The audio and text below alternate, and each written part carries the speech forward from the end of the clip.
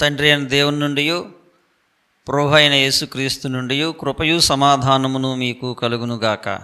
Amen. ప్రభునందు ప్రియమైన వారలారా, అందరూ బాగున్నారా? ప్రభు అయిన యేసుక్రీస్తు నామం పేరట మీ అందరికీ నా యొక్క వందనాలు తెలియజేస్తున్నాను. దేవుని యొక్క మహాకృపను బట్టి మరి యొక్క పరిశుద్ధ దినమున దేవుని యొక్క సన్నిధానములో చేరి ఆయనను ఆరాధించుటకు, దేవుని యొక్క వాక్యమును ధ్యానించుటకు దేవుడు మనకు అనుగ్రహించినటువంటి ఈ శ్రేష్టమైన సమయాన్ని బట్టి దేవునికి కృతజ్ఞతాస్తుతి వందనములు చెల్లిస్తూ ఉన్నాను. దేవుని యొక్క మహాకృపను బట్టి ఈ ఉదయకాల సమయంలో ఈ రీతిగా కుటుంబాలుగా దేవుని సన్నిధానంలో చేరి ఆయనను స్తుతించి ఆరాధించుటకు దేవుడు మనకు అనుగ్రహించిన ఈ గొప్ప తరుణమును బట్టి మనం ఎంతగానో దేవునికి కృతజ్ఞతాస్తుతి వందనాలు చెల్లించాలి. దేవుని యొక్క వాక్యాన్ని మనం చదువుకుందాం. మత్తయి సువార్త 7వ అధ్యాయము 15వ వచనం నుండి 23వ వచనం వరకు వ్రాయబడి ఉన్న వాక్య భాగాన్ని చదువుకుందాం. మత్తయి సువార్త 7వ అధ్యాయము 15వ వచన ప్రారంభము. అబద్ధ ప్రవక్తలను గూర్చి జాగ్రత్త పడుడి. వారు గొర్రెల చర్మములు వేసుకుని మీ యొద్దకు వత్తురు, కానీ లోపల వారు క్రూరమైన తోడేళ్ళు. వారి ఫలముల వలన మీరు వారిని తెలుసుకుందరు. ముండ్ల పొదలలో ద్రాక్ష పండ్లనైనను పల్లేరు చెట్లను అంజూరపు పండ్లనైనను కోయుదురా? అలాగుననే ప్రతి మంచి చెట్టు మంచి ఫలములు ఫలించును, పనికిమాలిన చెట్టు కాని ఫలములు ఫలించును. మంచి చెట్టు కాని ఫలములు ఫలింపనేరదు, పనికిమాలిన చెట్టు మంచి ఫలములు ఫలింపనేరదు. మంచి ఫలములు ఫలింపని ప్రతి చెట్టు నరకబడి అగ్నిలో వేయబడును. కాబట్టి మీరు వారి ఫలముల వలన వారిని తెలుసుకుందరు.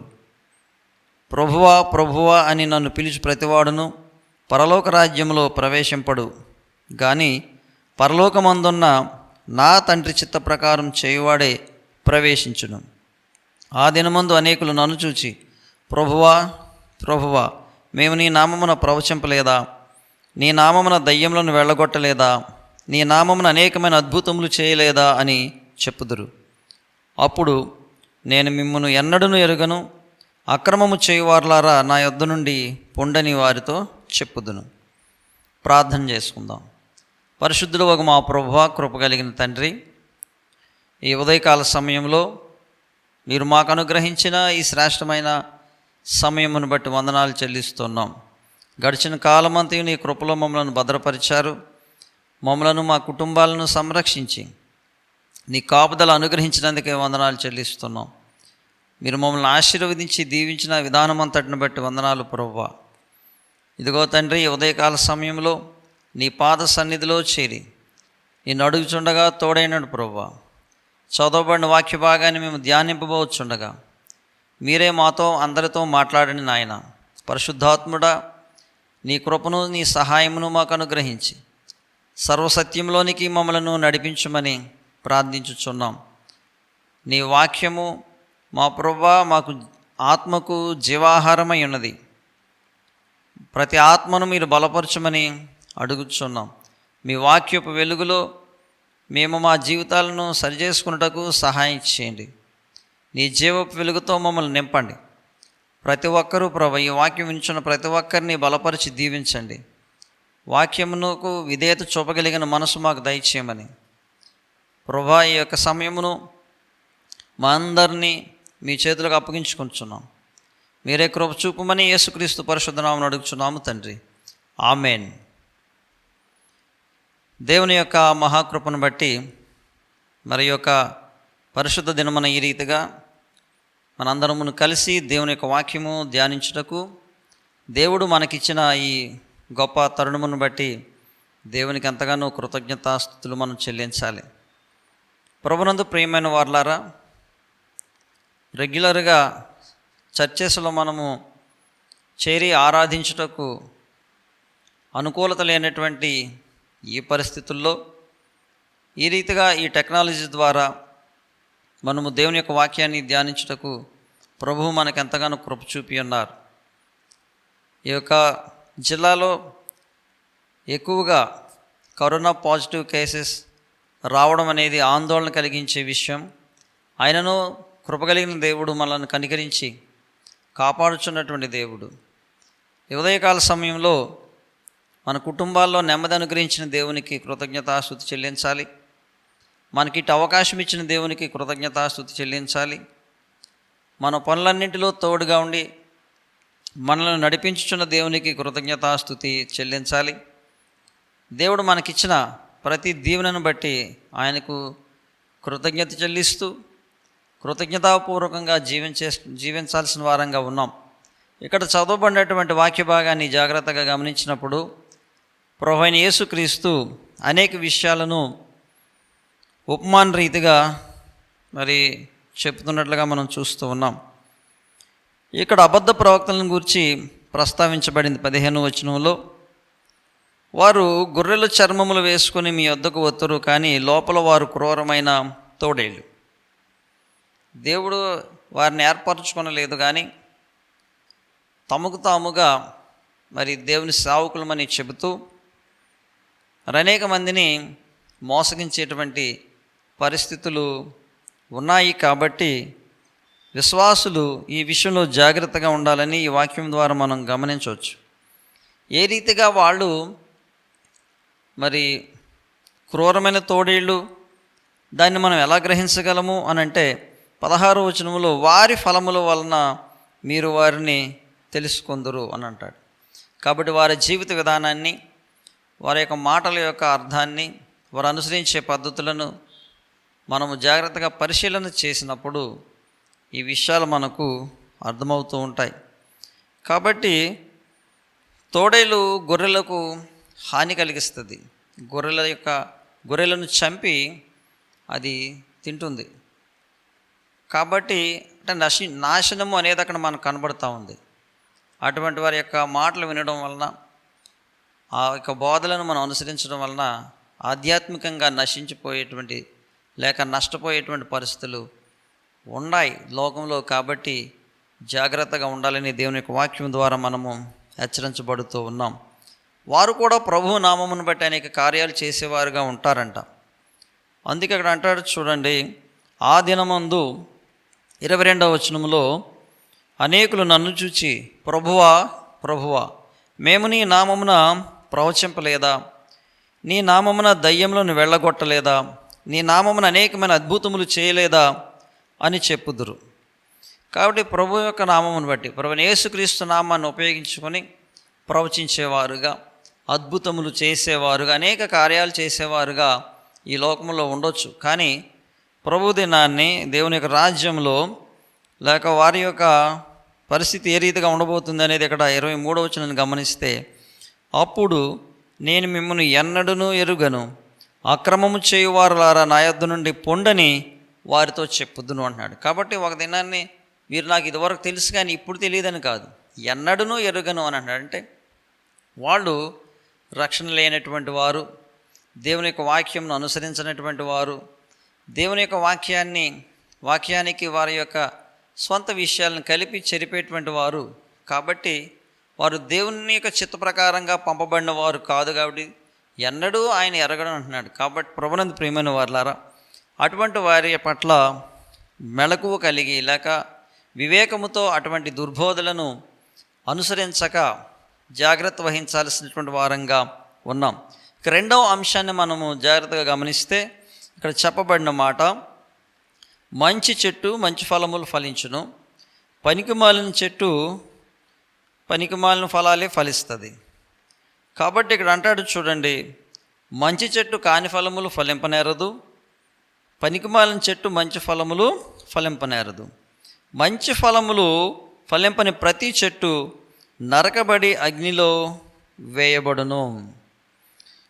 ప్రతి చెట్టు నరకబడి, మంచి ఫలములు ఫలింపని ప్రతి చెట్టు నరకబడి అగ్నిలో వేయబడును అని 19వ వచనంలో మనం గమనిస్తూ ఉన్నాం. ఇక్కడ ఆ విషయాన్ని మనము జాగ్రత్తగా గమనిస్తే ఇదంతా చెట్టును గురించే చెప్పబడిందా అని అంటే ఇది ఉపమాన రీతిగా బోధించబడిన విషయం. నిజమే, ఏదైనా ఒక మంచి చెట్టును నాటినప్పుడు అది ఫలించని ఎడల దానిని మరి తీసివేస్తారు, దాన్ని నరికేస్తారు, అగ్ని చేత కాల్చబడుతుందని తెలియజేయబడుతూ ఉంది. ఫలింపని చెట్టు నరకబడి అగ్నిలో వేయబడును అని. అటు రీతిగానే మానవుని యొక్క జీవితంలో దేవుడు అనుగ్రహించినటువంటి శ్రేష్టమైన ఈవులను అనుభవిస్తూ ఫలించేడు వారుగా ఉండాలి అని దేవుని యొక్క వాక్యం ద్వారా మనం గ్రహించగలుగుతున్నాం. మనం ఫలించేడు వారుగా ఉండాలి అనేది దేవుని యొక్క చిత్తము. విషయాలను మనం జాగ్రత్తగా గమనిస్తే ఇక్కడ మరి ఒకసారి చూద్దాం. చూడండి, ఆదికాండము 1వ అధ్యాయంలో దేవుడు మానవుణ్ణి ఏ రీతిగా ఉండని ఉద్దేశించాడో అక్కడ మనకు 1వ అధ్యాయంలో కనబడుతూ ఉంది. ఆదికాండము 1వ అధ్యాయము 28వ వచనాన్ని మనము జ్ఞాపకం చేసుకుంటే, దేవుడు వారిని ఆశీర్వదించెను. ఎవరిని అని అంటే, దేవుడు తన స్వరూపముందు 27వ వచనంలో నరుని సృజించెను అని చెప్పబడింది. దేవుని స్వరూపమందు వారిని సృజించెను, స్త్రీని గాను పురుషుని గాను వారిని సృజించెను. సృజించి దేవుడు వారిని ఆశీర్వదించెను. ఎట్లనగా, మీరు ఫలించి అభివృద్ధి పొంది విస్తరించి భూమిని నిండించి దానిని లోబరుచుకొనుడి. ఇది దేవుని యొక్క చిత్తము. మానవుని పట్ల దేవునికి ఉన్నటువంటి మంచి ఉద్దేశము ఫలించేడు వారుగా, అభివృద్ధి పొంది విస్తరించేటువంటి వారుగా, ఈ భూమిని నిండించి దానిని లోపరుచుకునేటువంటి వారుగా ఉండాలి అని ఒక వాక్యము మనకు చెబుతూ ఉంది. అట్టి గొప్ప ఉద్దేశంతో దేవుడు మానవులను సృజించాడు, వారిని దీవించాడు, ఉన్నతమైనటువంటి స్థితిలో వారిని ఉంచాడు. భూమిని నిండించి లోబరుచుకొనమని, ఫలించి అభివృద్ధి చెంది విస్తరించమని. ఇంత గొప్ప ఆధిక్యతలు కలిగినటువంటి మానవుడు. కాబట్టి ఇక్కడ చూడండి, దేవుడు వారిని ఆశీర్వదిస్తే మానవుని యొక్క అవిధేయత వలన ఆ దీవెనకరమైన స్థితిని వారు పోగొట్టుకున్నారు. మనకు తెలుసు, ఆదాము హవ్వలు దేవుని యొక్క ఆజ్ఞకు అవిధేయత చూపడం వలన ఈ లోకములో పాపము వారిలో ప్రవేశించింది, ఈ లోకములో మరణం ప్రవేశించింది. వారి సంతానముగా ఉన్నటువంటి ప్రతి మానవునిలో పాపం రాజ్యం ఏలుతూ ఉంది, మరణమే. కాబట్టి మరణకరమైన స్థితిలో ఉన్నటువంటి మానవుని విమోచించడానికి, జీవమనివ్వడానికి ప్రభువైన యేసుక్రీస్తు ఈ లోకానికి పంపబడ్డాడు. ఇక్కడ చూడండి, మరి ఆ రీతిగా జీవాన్ని ధరించుకొని ఫలించే వారుగా మనం ఉండాలి. ఇక్కడ ఇంకొక విషయాన్ని మనం జాగ్రత్తగా పరిశీలన చేస్తే, దేవుడు వారిని ఆశీర్వదించాడు, ఫలించి అభివృద్ధి చెందమన్నాడు. అలాగే దేవుడు నోవహును ఆశీర్వదించాడు, అబ్రహామును ఆశీర్వదించాడు. ఒక మాట నేను జ్ఞాపకం చేస్తాను చూడండి. ఆదికాండము 9వ అధ్యాయము 1వ వచనములో జ్ఞాపకం చేసుకుంటే, దేవుడు జలప్రళయం తరువాత దేవుడు నోవహును అతని కుమారులను ఆశీర్వదించి, మీరు ఫలించి అభివృద్ధి పొంది భూమిని నింపుడి అని అన్నాడు. కాబట్టి ఫలించడం వారుగా ఉండాలి అనేది దేవుని చిత్తము. మానవులే కాదు, ఈ భూమి మీద ఉన్నటువంటి జీవరాశులు కూడా ఫలభరితమైనవిగా ఉండడానికే దేవుడు ఒక శ్రేష్టమైన విధానంలో కలుగ చేశాడు. ఆదికాండం 8వ అధ్యాయం 17వ వచనాన్ని జ్ఞాపకం చేసుకుంటే,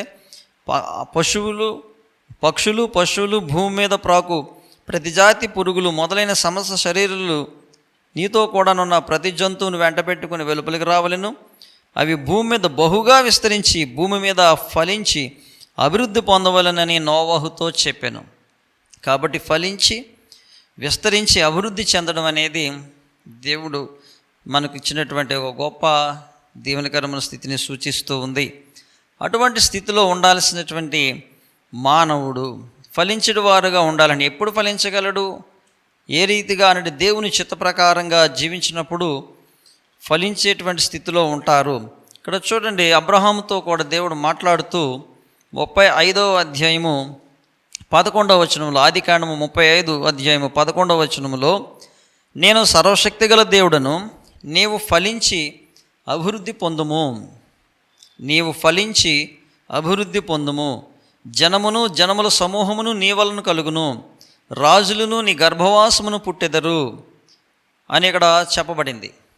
కాబట్టి ఇటు రీతిగా ఒక గొప్ప ఉన్నతమైన ఆధ్యాత్మికమైనటువంటి దీవెనకరమైనటువంటి స్థితి శారీరకంగాను ఆత్మీయంగాను ఫలించే స్థితిలో మనం ఉండాలి అనేది దేవుని యొక్క చిత్తం, దేవుని యొక్క ఉద్దేశ్యం.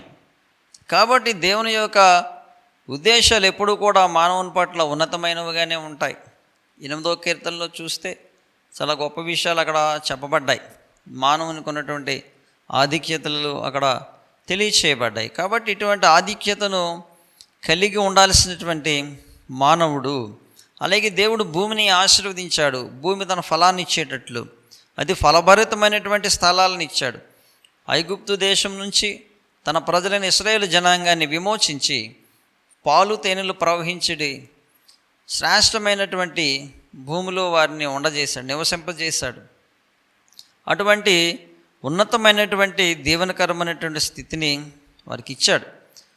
కాబట్టి ప్రభునందు ప్రియమైన వారలారా, మనము ఫలించడి వారముగా ఉండడం అనగా దేవుడు మన కొరకే కలుగు చేసినటువంటి ఈ సృష్టిలో ప్రతిదానిని మనం అనుభవిస్తూ ఉన్నాం. గాలి, నీరు దేవుడిచ్చినటువంటి ఉచితంగా దాన్ని మనకి ఇచ్చాడు. భూఫలము, భూమి నుండి మనకు వచ్చినటువంటి ఆహారాన్ని, అంటే మొక్కలు, ఈ యొక్క చెట్లు, ఇవన్నీ కూడా ఫలించడం ద్వారా వచ్చిన దాన్ని మనం ఆహారంగా తీసుకుంటూ ఉన్నాం. అలాగే పక్షులు, పశువులను కూడా దేవుడు మనకు ఆహారంగా ఇచ్చాడు. ఈ సృష్టిలో ఉన్న దానిని అంతటినీ కూడా దేవుడే మనకు అనుగ్రహించాడు. దాన్ని అనుభవిస్తూ ఉన్నాం. అంత మాత్రమే కాదు, మనము పాపమునకు దాసులమై మరణమును కొని తెచ్చుకున్నప్పుడు మరణము నుండి కూడా మనల్ని విమోచించడానికి తన పరలోక మహిమను విడిచి ప్రభువైన యేసుక్రీస్తు మన కొరకే ఈ లోకానికి వచ్చి తన ప్రాణాన్ని ఇచ్చి మన పాప పరిహారార్థమై, మన పాప క్షమాపణ నిమిత్తమై తన పరిశుద్ధ రక్తాన్ని చిందించి మనలను విమోచించి, పాపము నుండి మరణమును విమోచించి నిత్య జీవమునకు వారసులగినట్లుగా చేశాడు. కాబట్టి అటువంటి ధన్యకరమైన స్థితిలో ఉంటూ ఆత్మీయంగా ఫలించడి వారముగా, శారీరకంగా ఫలించడి వారముగా ఉండాలి అనేది దేవుని యొక్క ఉద్దేశం. చూడండి, యెషయా గ్రంథము 5వ అధ్యాయం 2వ వచనాన్ని ఒకసారి మనం జ్ఞాపకం చేసుకుంటే, యెషయా గ్రంథము 5వ అధ్యాయము 5వ అధ్యాయంలో దేవుడి యొక్క ఉద్దేశము, లేక దేవుడు మన పట్ల ఆయనకున్న ఉద్దేశము, అలాగే మానవుడు ఏ రీతిగా ఉన్నాడు అనేది అక్కడ తెలియజేయబడుతూ ఉంది. ఇక్కడ ఉపమాన రీతిగా మాట్లాడుతూ ఉన్నాడు, కవితా ధోరణిలో. ఇక్కడ ఏమనంటే, ద్రాక్ష తోట ఒకటి ఉంది, ఆ యొక్క ద్రాక్ష తోటను బట్టి నాకు ఇష్టడైన వారిని గురించి నేను పాడేదని వినుడి అని అంటూ, సత్తువ భూమి గల కొండ మీద నా ప్రియునికి ఒక ద్రాక్ష తోట ఉండెను అని మొదటి వచనాల్లో చెప్పబడింది. 2వ వచనం నుంచి మనం జాగ్రత్తగా గమనిస్తే, ఆ ద్రాక్ష తోటనంట ఆయన దానిని బాగుగా త్రవ్వి రాళ్లను ఏరి అందులో శ్రేష్టమైన ద్రాక్ష తీగలను నాటించెను. దాని మధ్యను బురుజు ఒకటి వేయించి ద్రాక్ష తొట్టిని తొలిపించెను. ద్రాక్ష పండ్లు ఫలింపవలని ఎదురు చూచుచుండెను, కానీ అది కారు ద్రాక్షలు కాచెను. కాబట్టి ద్రాక్ష ఫలముల కొరకు ఎదురు చూస్తున్నాడు. దానికి చేయాల్సిందంతా చేశాడు. ఆ భూమిని బాగుగా త్రవ్వి రాళ్లను ఏరి ఒక శ్రేష్టమైనటువంటి విధానంలో శ్రేష్టమైనటువంటి తీగను నాటాడని చెప్పబడింది. శ్రేష్టమైన తీగలను, అది మామూలు ఇవి కాదు, అక్కడ చెప్పబడిన మాట శ్రేష్టమైన తీగలను నాటించెను. అయితే అవి ఫలించడి సమయమున ఫలింపవలని ఎదురు చూస్తూ ఉంటే కారు ద్రాక్షలు కాచెను. ద్రాక్ష పండ్లు ఫలించాలి, కానీ కారు ద్రాక్షలు కాల్చెను. తర్వాత వచనాలు మనం గమనిస్తే, కావున యెరూషలేము నివాసులారా, యూదా వారలారా, నా ద్రాక్ష తోట విషయం నాకు న్యాయం తీర్చవలెనని మేము వేడుకొంచున్నాను. నేను నా ద్రాక్ష తోటకు చేసిన దానికంటే మరేమి దానికి చేయగలను అంటే, చేయగలిసినంతా చేశాడు. ఎంతవరకు చేయాలో దేవుడు అంతవరకు చేశాడు. దేవుడు మన జీవితంలో కూడా అంతే. మన కొరకు చేయాల్సిందంతా చేశాడు, మనకి ఇవ్వాల్సిందంతా ఇచ్చాడు. ఎన్నెన్నో ఆధిక్యతలు ఏమిచ్చాడు, చివరికి తన ప్రాణాన్ని మన కొరకు ఇచ్చేశాడు. అటువంటి మరి గొప్ప అవకాశాన్ని దేవుడు మనకిస్తే, చేయగలిగినంతా చేస్తే మనము దానిని నిర్లక్ష్యం చేస్తూ మరలా ఆ మరణాల్లోనే జీవించడానికి ఇష్టపడేటువంటి వారంగా ఉంటూ ఉన్నాం. చూడండి, ఇక్కడ అంటాడు, నేను నా ద్రాక్ష తోటకు చేసిన దానికంటే మరేమి దానికి చేయగలను? అది ద్రాక్ష పండ్లు కాయునని నేను కనిపెట్టినప్పుడు అది కారు ద్రాక్షలు కాయటకు కారణమేమి? ఆలోచించుడి, నేను నా ద్రాక్ష తోటకు చేయబో కార్యమును మీకు తెలియజెప్పేదను. ఫలించిన దాన్ని చేయగలిగినంతా చేసిన తర్వాత ఫలితం ఇవ్వనటువంటి ద్రాక్ష తోటని యజమానుడు ఉంచుతాడా? అక్కడ చూడండి, తర్వాత మాటలు మనం గమనిస్తే ఎంతో బాధాకరమైనటువంటి విషయం మనకు కనబడుతూ ఉంది. దేవుడు మన కొరకు చేయగలిగినంతా చేసిన తర్వాత దానిని మనం అనుభవించకుండా, దాన్ని అంగీకరించకుండా, ఆయన దేవుడే అని మనం అనకుండగా ఆయనను విసర్జించి ఇష్టానుసారంగా జీవిస్తే మనకున్న ఆధిక్యతలు ఏ రీతిగా మనం కోల్పోతామో తర్వాత వచనాల్లో తెలియజేయబడుతూ ఉంది. ఆలోచించుడి. 5వ వచనము, నేను నా ద్రాక్ష తోటకు చేయబో కార్యమును మీకు తెలియజెప్పేదను. నేను అది మేసివేయబడినట్లు దాని కంచెను కొట్టివేసేదను, అది త్రొక్కబడినట్లు దాని గోడను పడగొట్టి దాన్ని పాడు చేసేదను. అది శుద్ధి చేయబడదు, పారతో త్రవ్వబడదు. దానిలో గచ్చపొదలను బలురక్కసి చెట్లను బలిసిండును. దాని మీద వర్షింపవలదని మేఘములకు ఆజ్ఞ ఇచ్చేదను. కాబట్టి ధన్యకరమైన స్థితిలో ఉండాల్సినటువంటి, ఆ యొక్క ఫలించాల్సినటువంటి స్థితిలో ఉండాల్సినటువంటి తోట ఫలించకపోయినప్పుడు యజమానుడు దాన్ని విడిచిపెడితే దాని పరిస్థితి ఎలా ఉంటుంది? కాపుదల ఉండదు. అలాగే అది శుద్ధి చేయబడదు, పారతో త్రవ్వబడదు.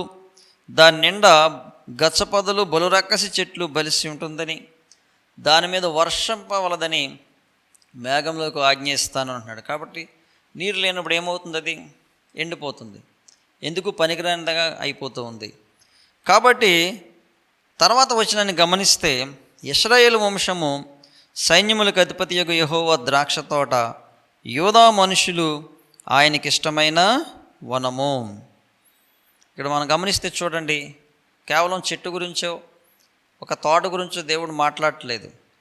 దేవుని యొక్క ప్రజల గురించినటువంటి ఆలోచన, దేవుని ప్రజల పట్ల ఆయనకున్నటువంటి ప్రేమ, తన సృష్టి అంతటి పట్ల ఆయనకున్నటువంటి ప్రేమ, ఆయన ఎంతగా ఏం చేయాలో అంతగా ప్రతి ఒక్కరి కొరకు చేశాడు. అందుకే అంటాడు రోమిలో రాసిన పత్రికలో, మనం పాపులమై ఉండగానే, మనము అవిధేయులముగా ఉండగానే, మనము శత్రువులుగా ఉండగానే ఆయన మన కొరకు తన ప్రాణాన్ని ఇచ్చాడని. కాబట్టి సర్వమానవాళి పాప పరిహారార్థమై తన ప్రాణాన్ని ఇచ్చినటువంటి దేవుడు. ఇక్కడ చూడండి, ఇలా చూస్తే ఇశ్రాయేలు వంశము సైన్యములకు అధిపతియగు యెహోవా ద్రాక్ష తోట, యూదా మనుషులు ఆయనకి ఇష్టమైనటువంటి వనము. కాబట్టి వీళ్ళు ఫలించాలి, కానీ కారు ద్రాక్షలు కాచినటువంటి స్థితిలో ఉన్నారు. కాబట్టి ఏం కోల్పోతున్నారు? కాపుదల కోల్పోతున్నారు. ఫలించాల్సిన స్థితిలో, సుఖ సంతోషాలు అనుభవించాల్సిన స్థితిలో ఎండిపోయినటువంటి పరిస్థితులు. వర్షంపవలదని మేఘములకు ఆజ్ఞయిస్తే ఎండిపోవడమే. కాబట్టి ఫలభరితంగా ఉండాల్సినటువంటి ఆ యొక్క తోట ఫలహీనమై అది చివరికి ఎండి నశించిపోయేటువంటి పరిస్థితి. కానీ దేవుని విసర్జించినటువంటి ప్రజల యొక్క మరి జీవితము చివరికి ఎలా ముగియబోతుందో ఈ వచనాల ద్వారా మనం గ్రహించగలుగుతున్నాం. దేవుడు అనుగ్రహించిన శ్రేష్టమైన ఈవులను అనుభవిస్తూ దేవునికి వ్యతిరేకంగా జీవించేటువంటి వారి జీవితాల్లో జరగబోయేటువంటి కార్యాన్ని ఇక్కడ మనం చూస్తూ ఉన్నాం. చూడండి, ప్రభునందు ప్రియమైన వారలారా, లూకా సువార్త 13వ అధ్యాయము 6 నుంచి 9 వచనాలు, ఆ 3 వచనాల్లో కూడా ప్రభువైన యేసుక్రీస్తు ఆయన ఒక ఉపమానాన్ని చెబుతూ ఉన్నారు. ఏంటది అని అంటే, ఒక మనుషుని ద్రాక్ష తోటలో అంజూరపు చెట్టు ఒకటి నాటబడి ఉండెను. అతడు దాని పండ్లు వెదక వచ్చినప్పుడు ఏమీ దొరకలేదు గనుక అతడు, ఇదిగో 3 ఏండ్ల నుండి నేను ఈ అంజూరపు చెట్టున పండ్లు వెదకవచ్చుచున్నాను, కానీ ఏమీ దొరకలేదు. దీనిని నరికివేయము, దీనివలన ఈ భూమియు ఎలా వ్యర్థమైపోవాలనని ద్రాక్ష తోటమాలితో చెప్పాను. అయితే వాడు, అయ్యా, నేను దాని చుట్టూ త్రవ్వి ఎరువు వేయమట్టుకు ఈ సంవత్సరము కూడా ఉండనిమ్ము, అది ఫలించినా సరి, లేని ఎడల నరికించి వేయమని అతనితో చెప్పాను. ఇక్కడ మనం జాగ్రత్తగా గమనిస్తే, యజమానుడు తండ్రి అయిన దేవుడు, తోటమాలి ప్రభువైన యేసుక్రీస్తు అని మనం అర్థం చేసుకుంటే, కృపగలిగిన దేవుడు మన కొరకు ఇంకనూ సమయం ఇస్తూ ఉన్నాడు. అనేక సంవత్సరాలు మన యొక్క జీవితంలో మనకు అవకాశాన్ని ఇస్తూనే ఉన్నాడు. వ్యర్థమైపోవాలని, ఎలా ఈ భూమి వ్యర్థమైపోవాలనని మాట్లాడుతూ ఉన్నాడు యజమానుడు. ద్రాక్ష తోటమాలి కనికరంతో చెబుతున్నాడు, అయ్యా, నేను దాని చుట్టూ త్రవ్వి ఎరువు వేయ మట్టుకు ఈ సంవత్సరము కూడా ఉండనిమ్ము. కాబట్టి ఇంకొక అవకాశం ఈ ప్రభువా, దాని చుట్టూ త్రవ్వి ఎరువు వేసి అది ఫలిస్తుందేమో చూద్దాం అని తోటమాలి ఏ రీతిగా అడుగుతున్నాడు, అలాగే దేవుడు కూడా మనకి ఎన్నో అవకాశాలు ఇస్తున్నాడు. మనం అవిధేయులముగా ఉన్నా, పాపులముగా ఉన్నా, శత్రువులుగా ఉన్నా, మన విమోచన కొరకు రక్తం చిందించడమే కాదు, అవిధేయులకు పట్ల కూడా శత్రువులుగా ఉన్నా కానీ ఎలా ఉన్నాను వారు దేవుని బిడ్డలే కాబట్టి, దేవుని యొక్క సృష్టే కాబట్టి తండ్రి ప్రేమను అందరి పట్ల చూపిస్తూ అందరూ కూడా మంచిగానే ఈ లోకంలో ఉండేటట్లుగా దేవుని యొక్క ప్రేమను చూపిస్తూ ఉన్నాడు. కాబట్టి రక్షించబడిన వారు, రక్షణ లేనటువంటి వారు కూడా ఇంచుమించు ఒకేలా కనబడుతూ ఉంటారు. కానీ అక్కడ ఒక సత్యాన్ని గ్రహిస్తే, అక్కడ ఫలింపని ప్రతి చెట్టును గురించి చెప్పబడిన మాట ఏమిటి అని అంటే, అది ఫలించినా సరే లేని ఎడల నరికించి వేయమని అతనితో చెప్పాను. ఫలించినా సరే లేని ఎడల అది నరకబడి అగ్నిలో వేయబడుతూ ఉంది. కాబట్టి ప్రభునందు ప్రియమైన వారలారా, మనం ఫలించడం అంటే ఏంటి, ఏ రీతిగా ఫలించడం? శరీర సంబంధమైన విషయం కాదు, కానీ ఇది ఆత్మ సంబంధంగా మనం ఆలోచన చేస్తే మత్తయి సువార్త 3వ అధ్యాయంలో బాప్తిస్మం ఇచ్చి యోహాను సువార్తను ప్రారంభించినప్పుడు చెప్పబడిన మాట చూడండి. 3వ అధ్యాయం 7వ వచనం చివరిలో, మారు మనస్సుకు తగిన ఫలం ఫలించుడి. ఎటువంటి ఫలాలు ఫలించాలి? శారీరకంగా అభివృద్ధి చెందడం అనేది అది ఒక విషయం, కానీ ఇక్కడ మనం జాగ్రత్తగా గమనిస్తే మారు మనస్సుకు తగిన ఫలాలు ఫలించే వారంగా మనం ఉండాలి. అని అంటే మనసు మార్చుకోవాలి, శరీర సంబంధమైన విషయాలను విసర్జించాలి, దేవుని బిడ్డలుగా జీవిస్తూ ఆ యొక్క మారు మనసుకు తగినటువంటి ఫలాలు ఫలించేవారుగా ఉండాలి. ఒకవేళ ఆ రీతిగా లేకపోతే 10వ వచనం చూడండి, మత్తయి సువార్త 3వ అధ్యాయం 10వ వచనంలోనే, ఇప్పుడే గొడ్డలి చెట్ల వేరును ఉంచబడి ఉన్నది గనుక మంచి ఫలము ఫలింపని ప్రతి చెట్టును నరకబడి అగ్నిలో వేయబడును. కాబట్టి మంచి ఫలము ఫలింపని ప్రతి చెట్టు నరకబడి అగ్నిలో వేయబడును. మారు మనసుకు తగిన ఫలాలు ఫలించడం అనేది తండ్రి చిత్తము. ఆ రీతిగా ఫలింపనటువంటి వారి కొరకు ఉంచబడినది అగ్ని, నాశనమే అనేటువంటి విషయాన్ని. అయితే దేవుని యొక్క ఉద్దేశము నశించిపోవడం కాదు. ఎవరు నశించిపోవడం ఆయనకి ఇష్టం లేదు. అందుకే ఆయన ప్రతి ఒక్కరి పాప పరిహారార్థమై ప్రతి ఒక్కరూ జీవించాలని ప్రతి ఒక్కరి పాపాన్ని ఆయనపై వేసుకొని ఆ యొక్క పాపమునకు శిక్ష తానే భరించాడు. ఇక్కడ చూడండి, అందుకే మనం ఫలించడం అనేది దేవునికి ఇష్టం.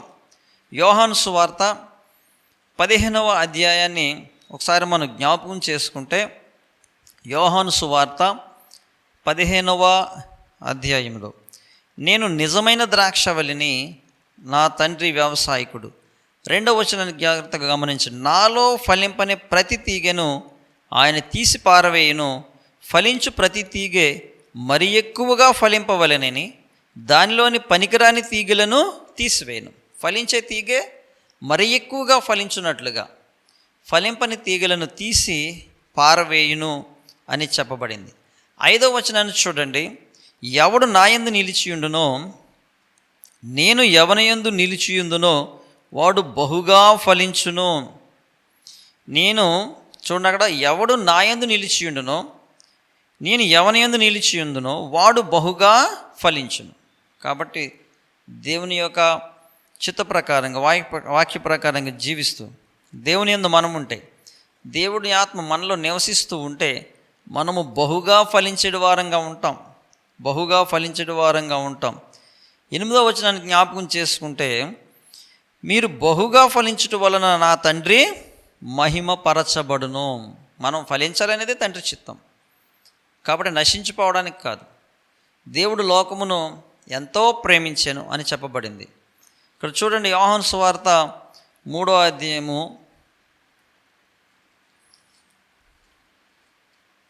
16వ వచనం. యోహాను సువార్త 3వ అధ్యాయం 16వ వచనం. దేవుడు లోకమును ఎంతో ప్రేమించెను, కాగా ఆయన తన అద్వితీయ కుమారునిగా పుట్టిన వాని యందు విశ్వాసముంచు ప్రతివాడును నశింపక నిత్య జీవము పొందినట్లు ఆయనను అనుగ్రహించెను. లోకము తన కుమారుని ద్వారా రక్షణ పొందుటకే గాని లోకమునకు తీర్పు తీర్చుటకు దేవుడు ఆయనను లోకములోనికి పంపలేదు. కాబట్టి దేవుని యొక్క ఉద్దేశము నశించిపోవడం కాదు, ప్రతి ఒక్కరూ రక్షించబడాలని, ఆయన ద్వారా నిత్య జీవం పొందాలి అనేది దేవుని యొక్క ఉద్దేశము. తన కుమారుని ద్వారా రక్షణ పొందడానికే ఆయనను ఈ లోకమునకు పంపించాడు. కానీ ఆయన అనుగ్రహించినటువంటి రక్షణను నిర్లక్ష్యము చేయకూడదు. నిర్లక్ష్యం చేస్తే శిక్ష ఇదే అధ్యాయం 3:36 వచనంలో కూడా ఆ విషయం చెప్పబడింది. కుమారుని యందు విశ్వాసం ఉంచువాడే నిత్య జీవం గలవాడు, కుమారునికి విధేయుడు కానివాడు నిత్య జీవము చూడడు కానీ దేవుని ఉగ్రత వాని మీద నిలిచియుండును. కాబట్టి ప్రభునందు ప్రియమైన వారలారా, మనం బహుగా ఫలించడం వలన పరలోకపు తండ్రి మహిమపరచబడతాడని, మనం ఫలించడం వారంగా ఉండాలని దేవుని యొక్క ఉద్దేశమై ఉన్నది. 16వ వచనాన్ని జ్ఞాపకం చేసుకుంటే ఇక్కడ 3వ లైన్ చూడండి.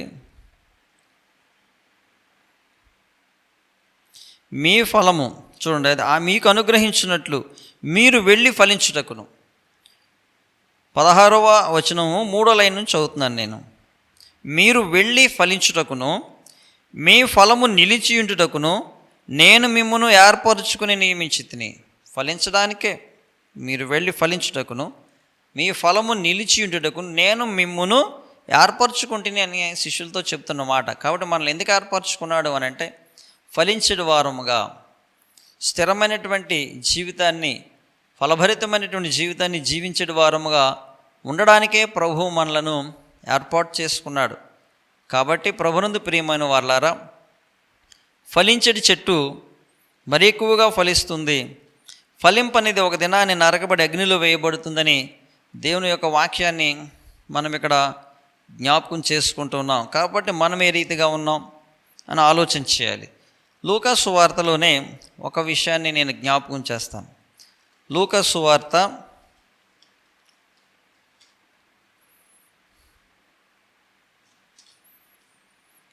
8వ అధ్యాయము 15వ వచనంలో చెప్పబడింది.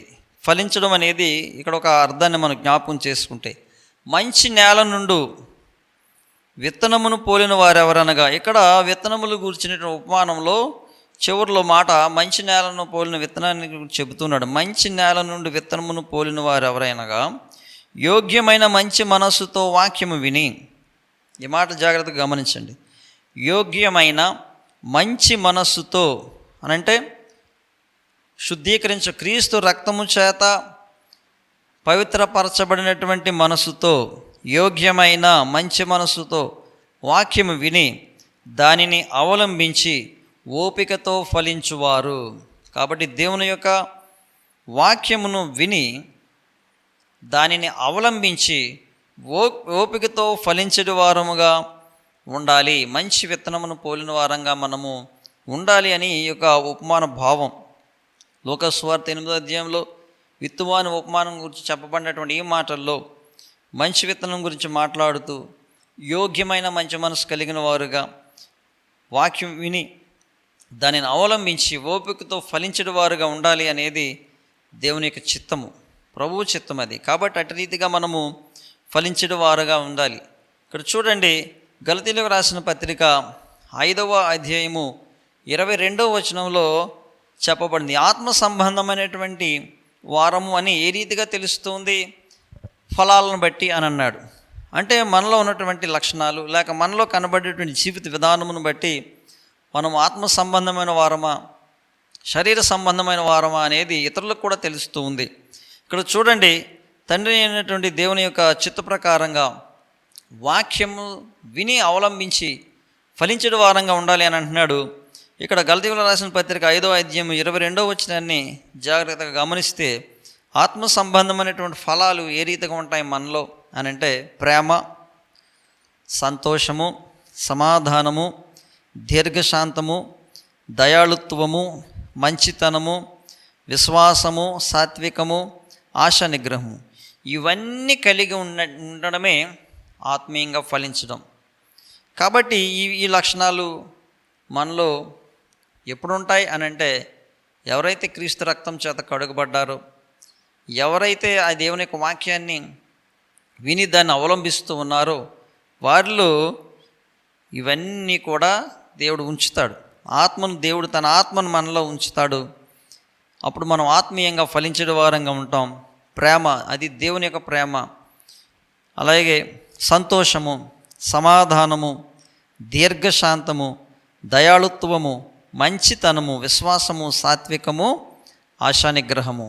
కాబట్టి ఈ లక్షణాలు నీలో ఉన్నాయా అని మనం ప్రశ్నించుకోవాలి. నాలో ఉన్నాయని నేను ప్రశ్నించుకోవాలి, పరిశీలన చేసుకోవాలి. ఈ దినాన్ని ఈ వాక్యము ఎందుకు దేవుడు మనకి ఇచ్చాడు అని అంటే, మనలను మనం వాక్యం చేత పరిశీలించి పరీక్షించి వాక్యంతో పోల్చుకొని దేవుని సన్నిధానంలో సరి చేసుకోవడానికి సమయాన్ని దేవుడిచ్చాడు. ఏదైనా లోపం ఉందని నీవు గ్రహిస్తే, దేవుని యొక్క వాక్యం వింటూ ఉన్నప్పుడు నీ జీవితంలో ఉన్నటువంటి లోపాలు, ఏ విషయంలో నీవు దేవునికి వ్యతిరేకంగా ఉన్నావు, ఏ విషయంలో దేవునికి దూరంగా ఉన్నావు, దేవుడు నీకు ఇచ్చినటువంటి శ్రేష్టమైన జీవితము ఫలభరితమైనదిగా ఉందా, లేక దేవుడు వెతికినప్పుడు ఫలములు లేని అంజూరపు చెట్టు వలె, లేక కారు ద్రాక్షలు కాచినటువంటి ద్రాక్ష తోట వలె మన జీవితం ఉంటే అది మనకు దేవుని కాదు, దేవునికి ఇష్టం కాదు. ఎందుకనంటే దేవుడు ఫలించడు వారుగా ఉండాలనే దేవుడు నిన్ను నన్ను ప్రేమించి తన ప్రాణాన్నే ఇచ్చాడు. మన కొరకు తన సర్వాన్ని దారిపోసాడు, అన్నీ ఇచ్చాడు మనకు. కాబట్టి మనము ఆయన యొక్క అనుగ్రహించినటువంటి రక్షణను పొంది ఈ దేవుడిచ్చిన ప్రతిదాన్ని అనుభవిస్తూ ఆత్మ సంబంధంగా ఫలించడు వారంగా ఉండాలని, తద్వారా దేవునికి మహిమ తెచ్చే వారంగా ఉండాలని దేవుని యొక్క వాక్యము ద్వారా మనము హెచ్చరించబడ్డాం. అటువంటి ధన్యకరమైనటువంటి ఫలభరితమైనటువంటి స్థితిని, దీవెనకరమైన స్థితిని ప్రభువు మనందరికీ అనుగ్రహించునుగాక. ఆమెన్. ప్రార్థన చేసుకుందాం. పరిశుద్ధుడవగు మా ప్రభువా, కృప కలిగిన తండ్రి, ఈ ఉదయకాల సమయంలో మీరు మాకు అనుగ్రహించినటువంటి వాక్య భాగమును బట్టి వందనాలు చెల్లిస్తూ ఉన్నాం. విన్న వాక్యం మా అందరి హృదయాల్లో స్థిరపరచండి ప్రభువా. మేము ఫలించడు వారముగా ఉండినట్లు సహాయం చేయండి. ఇంకను ఎవరైనా రక్షణ పొందకపోతే ప్రభువా, ఇప్పుడే నీ సన్నిధానంలో ఒప్పుకొని తమ యొక్క ప్రతి అవిధేయతను, ప్రతి పాపమును నీ సన్నిధిలో ఒప్పుకొని, ప్రభువా నన్ను క్షమించు, నీ పరిశుద్ధ రక్తం చేత నన్ను కడిగి శుద్ధీకరించు, యోగ్యమైనటువంటి మనస్సు నాకు ఇచ్చి, యోగ్యమైన మనస్సుతో నీ వాక్యమును వినేవారంగా మా హృదయాల్లో నీ వాక్యమును భద్రం చేసుకొని ఫలించడు వారముగా ఉండినట్టు సహాయం చేయమని ప్రార్థించే మనసు ప్రతి బిడ్డకు దయచేయండి. రక్షణ పొందినటువంటి వారు ఆత్మలో వర్ధిల్లినట్లు, ఆత్మఫలములు ఫలించడు వారుగా ఉండినట్లుగా సహాయం చేయండి. ఈ వాక్యం వినిచున్న ప్రతి బిడ్డను ప్రభువా మీరే బలపరచమని, దీవించమని, భద్రపరచమని, ప్రతి ఒక్కరిని పరిపూర్ణులుగా చేయమని యేసుక్రీస్తు పరిశుద్ధ నామమున అడుగుచున్నాము తండ్రి. ఆమెన్. ప్రభునందు ప్రియమైన వారలారా, క్రీస్తు శరీర రక్తములను తీసుకోవడానికి మన యొక్క మనసులను సిద్ధపరచుకుందాం. ఒక కీర్తన పాడుకుందాం మనందరం కలిసి. మీరు కూడా అక్కడ నేను పాడుతుంటాను, మీరు కూడా కీర్తన మీరు పాడండి. అందరం కలిసి దేవుని యొక్క నామాన్ని బట్టి కీర్తన పాడదాం. ఇమ్మానుయేలు రక్తము ఇంపైనయుటగు, ఓ పాపియందు ముంగుము, పాపంబు పోవును. యేసుండు నాకు మారుగా, ఆ సిల్వ జావగా, శ్రీ యేసు రక్తమెప్పుడు స్రవించు నాకుగా, ఆయుట ముంగి దొంగయం హశుద్ధుడాయేను. నేనట్టి పాపినిప్పుడు నేనందు మున్గుదున్. యేసుండు నాకు మారుగా, ఆ సిల్వ జావగా, శ్రీ యేసు రక్తమెప్పుడు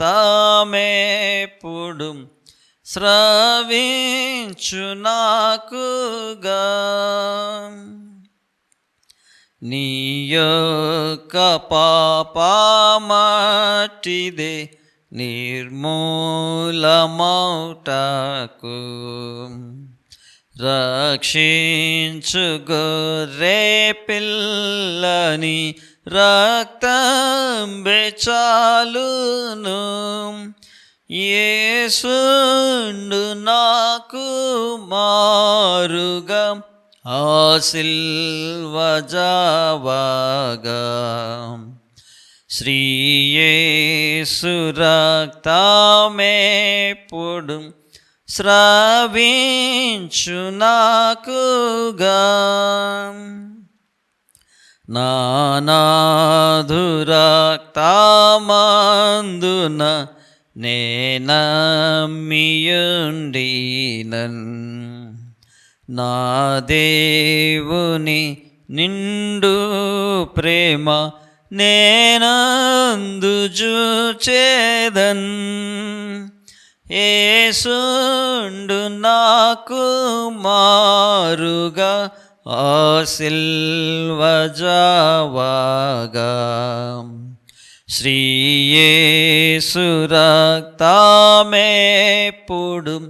స్రవించు నాకుగా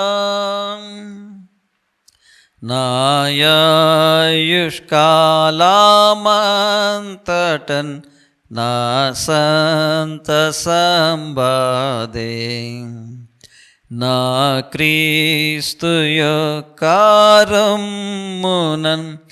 నా గానమిదియే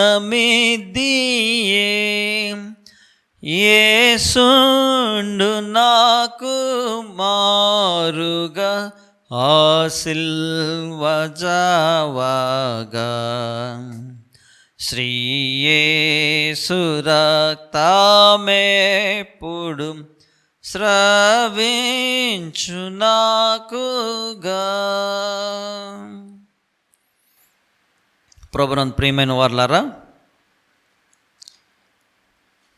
కొరింథీయులకు రాసిన మొదటి పత్రిక 11వ అధ్యాయము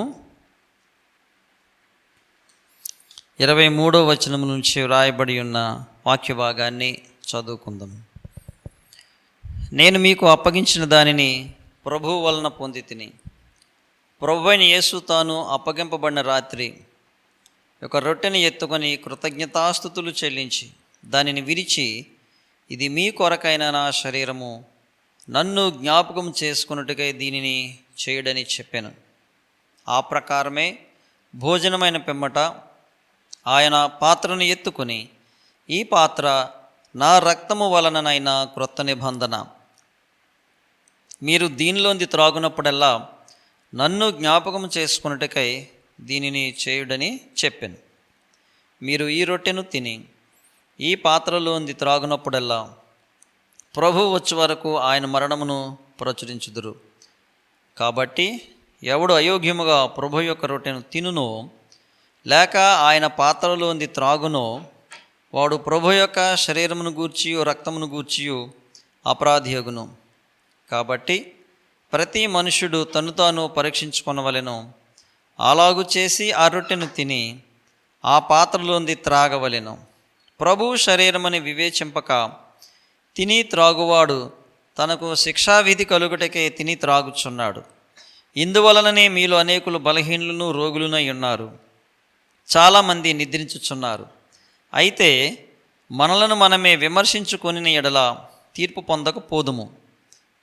ప్రభునందు ప్రియమైన వారలారా, చదవబడినటువంటి వాక్య భాగాన్ని జాగ్రత్తగా గమనించినప్పుడు ప్రభువైన యేసుక్రీస్తు తాను శిలువ మరణమునకు అప్పగించబడక మునుపు ఆ రాత్రి భోజనమైన పిమ్మట ఆయనకు రొట్టెని ఎత్తుకొని కృతజ్ఞతాస్తుతులు చెల్లించి దానిని విరిచి వారికి ఇస్తూ, ఇది మీ కొరకైన నా శరీరము, నన్ను జ్ఞాపకం చేసుకున్నట్టుగా దీనిని చేయడని చెప్పాను. కాబట్టి రొట్టెను ఎత్తుకొని కృతజ్ఞతాస్తుతులు చెల్లించిన ప్రతిసారి మన కొరకై నలుగుగొట్టబడినటువంటి క్రీస్తు శరీరాన్ని మనం జ్ఞాపకం చేసుకోవాలి. క్రీస్తు ఆ శిలువపై నలగొట్టబడడం ద్వారా క్రీస్తు యొక్క ఆ యొక్క కార్యము ద్వారా మనకు పాప క్షమాపణ, విమోచన, నిత్య జీవం వచ్చాయి. అంటే మన యొక్క పాపమునకు తగిన శిక్ష ఆయన తన శరీరంలో భరించాడు, తనపై వేసుకొని ఆ యొక్క మరణాన్ని అనుభవించాడు. దేహమంతయు చేల్చబడింది.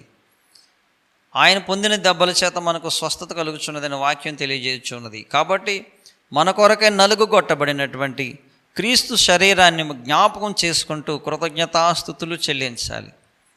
అయ్యో ప్రభువా, నీవు నా కొరకే నలుగుగొట్టబడు ద్వారా నేను ఇప్పుడు ఎంత స్వతంత్రుడనుగా, ఇంత క్షేమకరమైన స్థితిలో నేను జీవిస్తూ ఉన్నాను అనేటువంటి కృతజ్ఞత మరి ఆ యొక్క కలిగినటువంటి వారంగా జీవించాలి.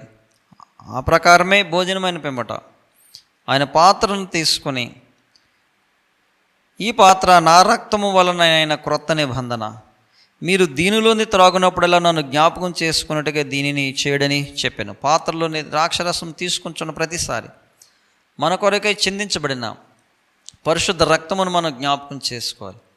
క్రీస్తు చిందించిన పరిశుద్ధ రక్తము ద్వారానే మనకు హృదయశుద్ధి కలుగుతున్నది. అలాగే మరణం నుండి తప్పించి నిత్య జీవమును స్వతంత్రించుకున్న వారంగా ఉన్నాం.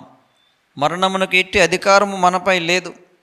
మనం మరణం నుండి, పాపం నుండి విమోచించబడిన వారంగా ఉన్నాం.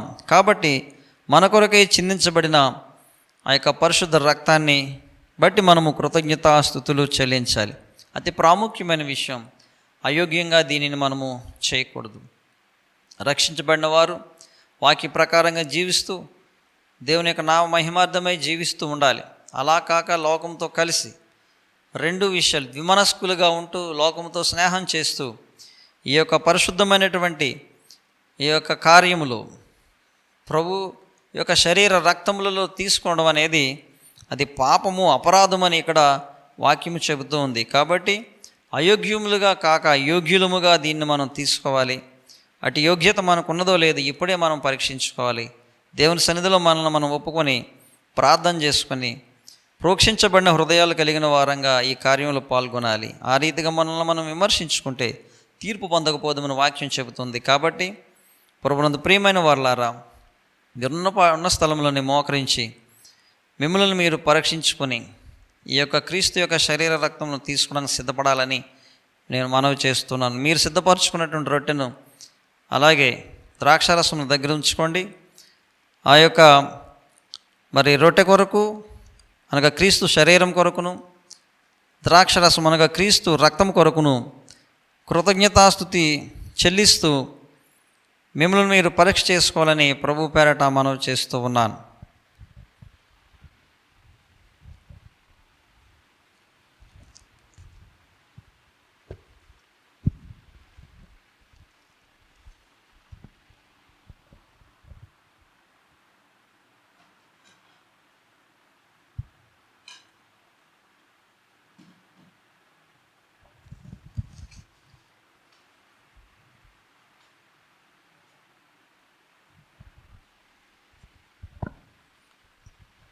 మీరు కూడా ఆ రొట్టెను తీసుకొనండి. మీ చేతిలో తీసుకొని రొట్టె కొరకు కృతజ్ఞతాస్తుతి చెల్లించుదాం.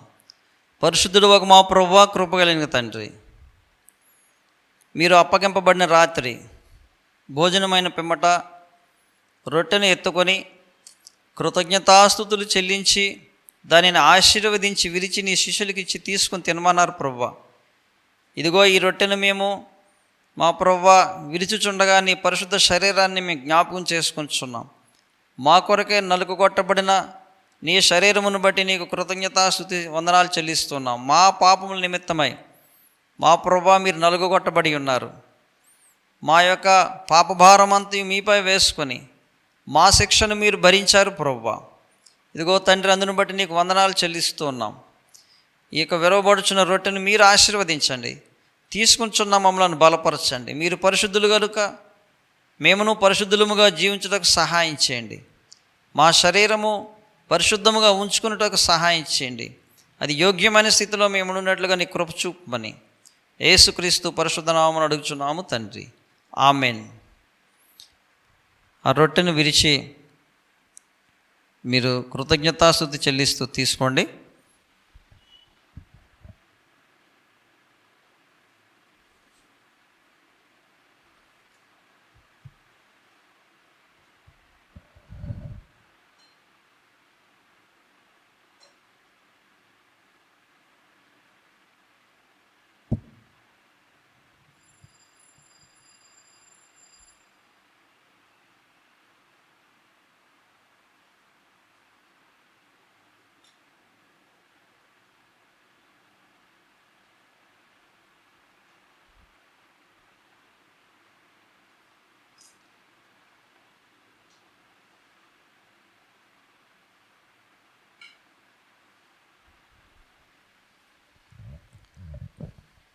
ద్రాక్షరసం తీసుకోండి. ఈ పాత్రను తీసుకుని క్రీస్తు యొక్క రక్తంను జ్ఞాపకం చేసుకుంటూ కృతజ్ఞతాస్తుతి చెల్లించాల్సిందిగా తెలియజేస్తున్నాను. పరిశుద్ధుడవగు మా ప్రభువా, కృప కలిగిన తండ్రి, మా కొరకై చిందించబడిన నీ పరిశుద్ధ రక్తమును బట్టి వందనాలు ప్రభువా. మీరు చిందించిన రక్తము ద్వారా మాకు పాప క్షమాపణ, హృదయశుద్ధి ప్రభువా కలుగుచున్నది. పాపము నుంచి విమోచించబడి నిత్య జీవం పొందుకునేటట్లుగా మీరు చేసి ఉన్నారు. దయగలిగిన దేవా, ఇగో ఈ పాత్రను మీరు ఆశీర్వదించండి. తీసుకుంటున్న మమ్మల్ని బలపరచండి. మా శరీరము, మా ప్రాణము, ఆత్మను నిత్య జీవమునకై సంరక్షించుమని యేసుక్రీస్తు పరిశుద్ధ నామమున అడుగుచున్నాము తండ్రి, ఆమెన్. మీరు కూడా పాత్ర కొరకై కృతజ్ఞతాస్తుతులు చెల్లించి కృతజ్ఞతాపూర్వకంగా దాన్ని ప్రభు ఆజ్ఞాపించిన రీతిగా పాత్రలో ఉండే త్రాగాలని మనవి చేస్తూ ఉన్నాను.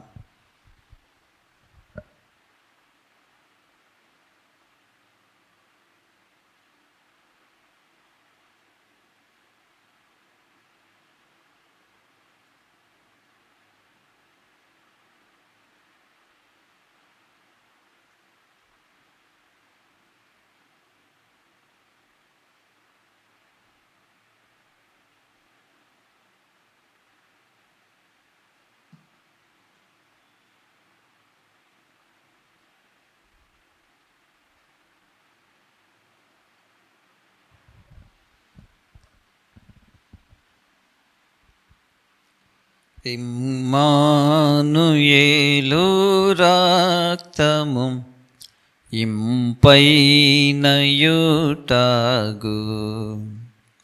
ఓ పాపియందు మున్గుము, పాపంబు పోవును. యేసుండు నాకు మారుగా ఆ సిల్వ జావగా, శ్రీ యేసు రక్తమెప్పుడు స్రవించు నాకుగా. ప్రార్థన చేసుకుందాం.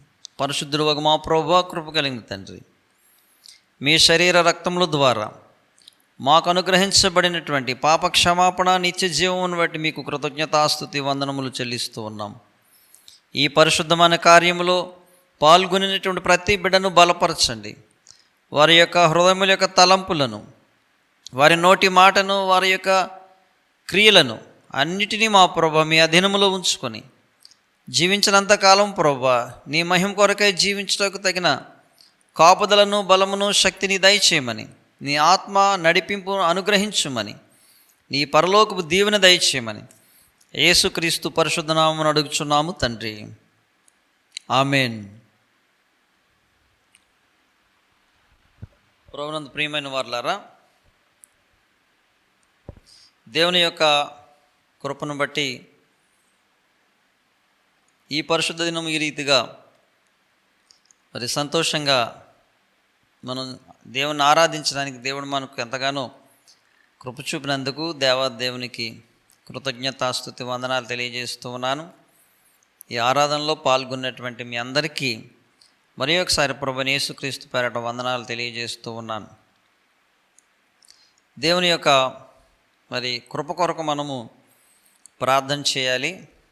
ప్రస్తుతం అయితే ఇక మన దేశంలో, మన రాష్ట్రంలో, మన ఉన్నటువంటి స్థలాల్లో ప్రతి గ్రామంలో కూడా ఈ కరోనా వైరస్ వ్యాపించింది. కాబట్టి మనము దేవుని కృప కొరకే వేడుకోవాలి.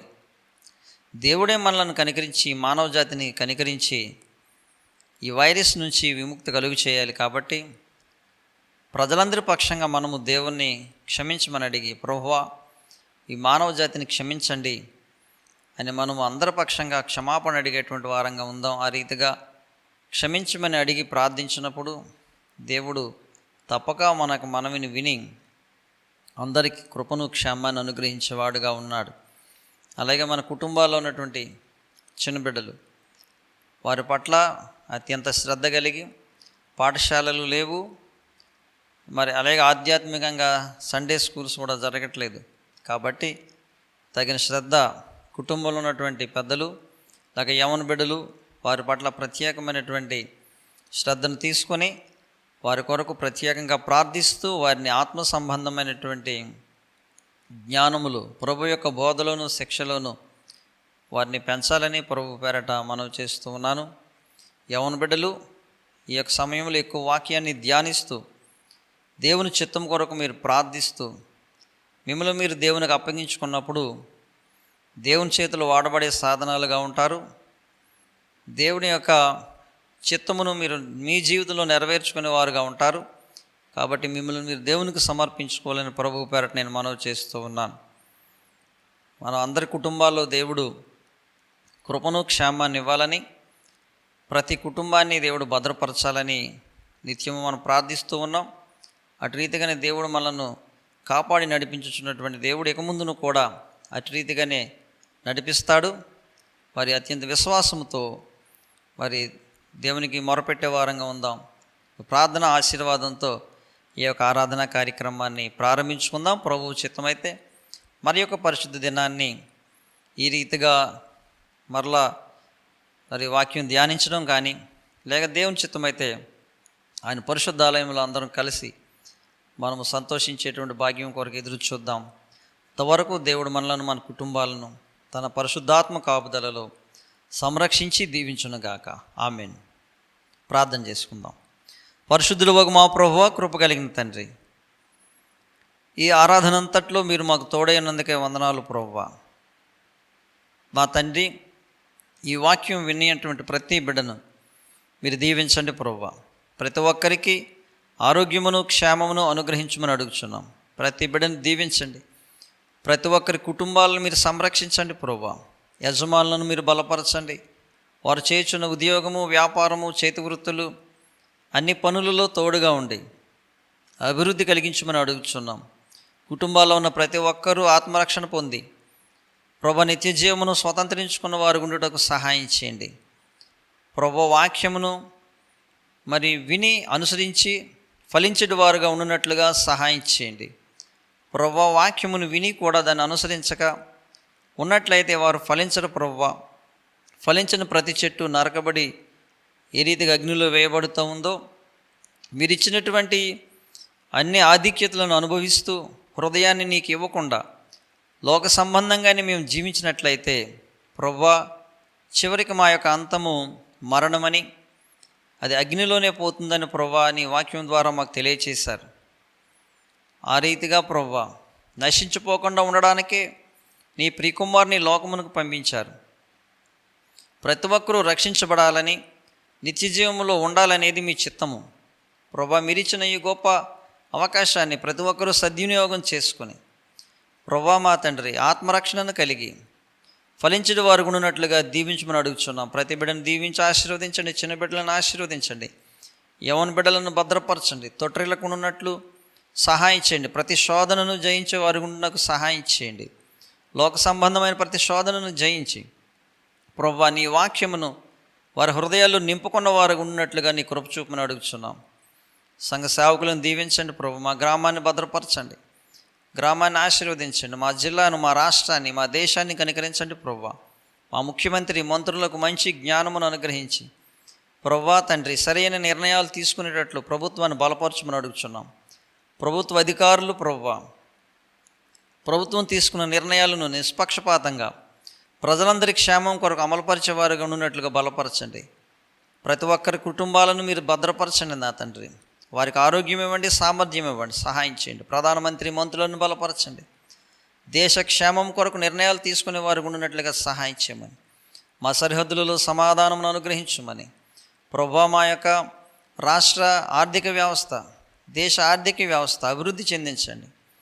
ప్రభువా ప్రజలందరికీ కృప చూపించండి. మంచి వాతావరణం ఇచ్చి మా ప్రభువా ఋతువుల ప్రకారంగా వర్షాలు పడేటట్లు మా తండ్రి పంట భూఫలము మాకు ఇవ్వబడేటట్లుగా అనుకూలమైన వాతావరణాన్ని దయచేయమని అడుగుచున్నాం. నీ కృప చూపించండి, సహాయం చేయండి. ఈ సేవకులను బలపరచండి. సంఘంలో ఉన్న ప్రతి కుటుంబాన్ని దీవించండి. నీ చిత్తమైతే మరి ఒకసారి ఈ రీతిగా ప్రభువా మేమందరమును కలిసి నీ వాక్యమును ధ్యానించి నీ పరిశుద్ధ నామమును బట్టి సంతోషించే వారు ఉంటకు సహాయం చేయమని మా ప్రభువును మా రక్షకుడు నేను యేసుక్రీస్తు పరిశుద్ధ నామమును అడుగుచున్నాము తండ్రి, ఆమెన్.